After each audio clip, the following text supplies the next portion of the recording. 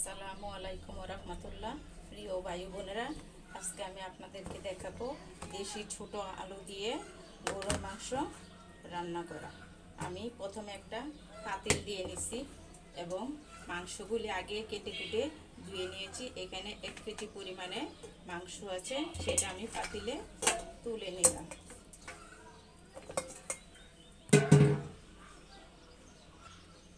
তারপরে দিয়ে নিলাম 2টা তেজপাতা এবং 3টা এলাচ।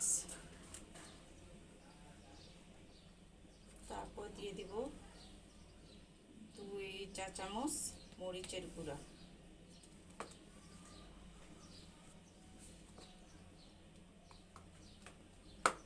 তারপর দিয়ে দিলাম 1 চামচ হলুদের গুঁড়া। তারপর দিয়ে দিলাম 1.5 চামচ পরিমাণে ধনের গুঁড়া। তারপরে দিয়ে দিলাম লবণ স্বাদ মতো।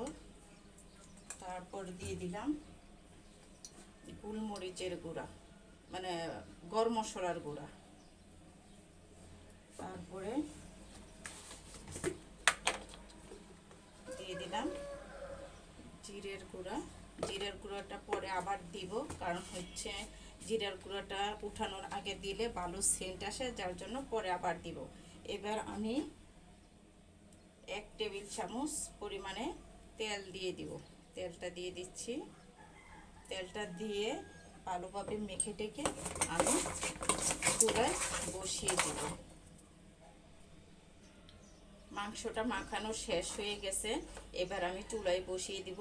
এখানে আমি কোনো প্রকার পানি অ্যাড করি নাই।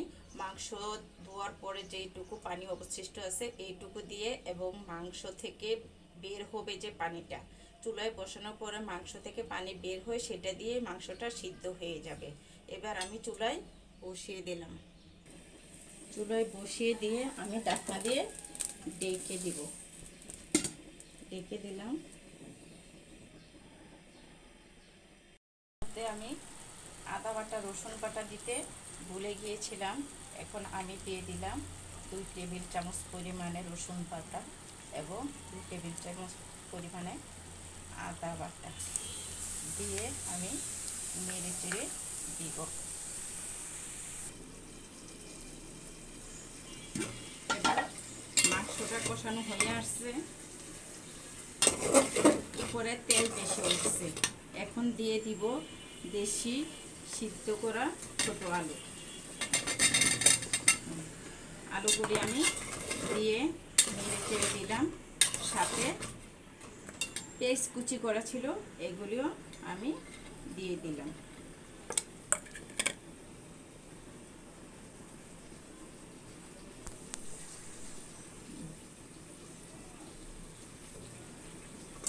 এবার দিয়ে দিয়েছি কষানো হওয়ার পর সিদ্ধ করা দেশি আলুগুলি এবং পেঁয়াজ কুচিগুলি দিয়ে আর 2-1 মিনিট ঢেকে দিয়ে রাখবো। তারপরে দিয়ে দিব পানি।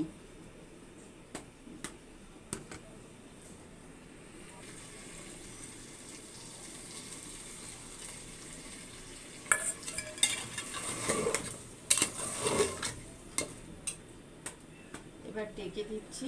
2 মিনিট পর আবার নেড়ে চেড়ে পানি দিয়ে দেব। পেঁয়াজ আর আলু দেওয়ার পরে এখন আমার মাংসটা ভালোভাবে কষানো হয়ে গেছে। এখন আমি দিয়ে দিব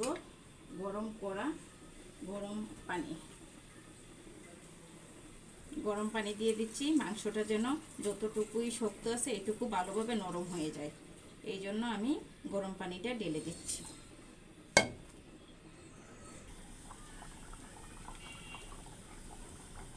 এবার আমার গরুর মাংসটা প্রায় হয়ে আসছে। এখন আমি জিরার গুঁড়াটা ছিটিয়ে দিচ্ছি, যাতে করে ভালো একটা সেন্ট আসে। দেখে নিয়ে আমার মাংস রান্না করা কতটুকু হয়েছে। আলহামদুলিল্লাহ, আমার মাংসটা প্রায় রান্না করা হয়ে আসছে। এখন আমি আপনাদেরকে দেখাবো দেশি ছোট আলু দিয়ে গরুর মাংস রান্না করা। কিন্তু আপনাদের যদি এই গরুর মাংস রান্না করাটা ভালো লেগে থাকে তাহলে আমাকে একটা লাইক কমেন্ট এবং শেয়ার করে দিবেন। আল্লাহ হাফেজ।